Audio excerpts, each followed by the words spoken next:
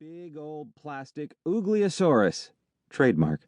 A fanged eagle crossed with a lion, bright red. Bang! When that baby hit the wall, I'd have to be dead not to wake up. Foolproof, right? Not quite. Around 6:28, I was in the middle of a nightmare. I'd had this dream way too many times. Me, running through the jungle in a toga, chased by snarling, drooling, pig-like beasts whose screeches fill the smoky sky. Nice, huh? Usually, I wake from this dream when a gap in the earth opens beneath my feet. But this time, I fell in, down into the darkness, to my death. At the moment of contact, the gaseous giant burped in real life. The sound woke me up. The coffee maker volcano alarm went off, and the Oogleosaurus whacked me between the eyes.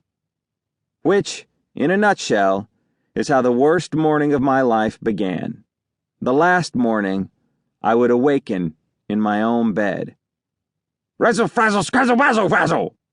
I screamed, which means I can't tell you the actual words. I sprang off my bed in agony.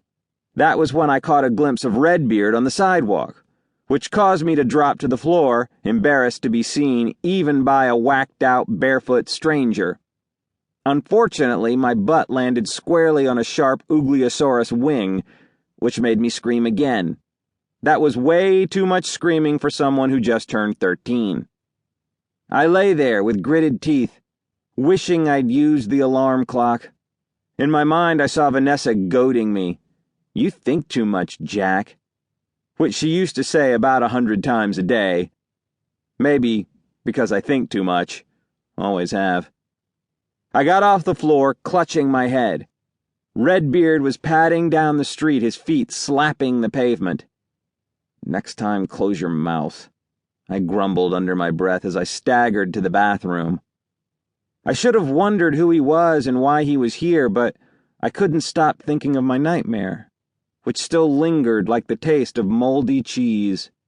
I tried to replace it with thoughts of math. Unfortunately, it felt about the same. Looking in the mirror, I saw that the Oogleosaurus had made a gash on my forehead. Not too deep, but it looked pretty bad, and it stung. I turned on the tap, dampened a washcloth, and pushed aside a mass of rat-brown hair to uncover my wound. As I dabbed it, I noticed a little tuft of blonde hairs sticking out from the back of my head. Weird. I'd never seen them before. Without Dad around to bug me, I hadn't had a haircut in a while, so those blonde hairs looked like loose wires. As I leaned closer to look, a sharp creak made me spin around. "Vanessa?" I called out. Aha! She'd heard my scream. I imagined her cowering behind the door, planning how not to be blamed for whatever happened, but she wasn't there. I glanced at the bathroom clock. 6:39. I had to leave the house by 6:45, but I wanted to see that little blonde patch. I had enough time. I pulled open the bathroom cabinet and reached for a hand mirror I hadn't touched in years. Dad and I had bought it at CVS when I was in 2nd grade for an art project. Picking it up, I looked at the message I'd carved into the plastic frame. March 2nd.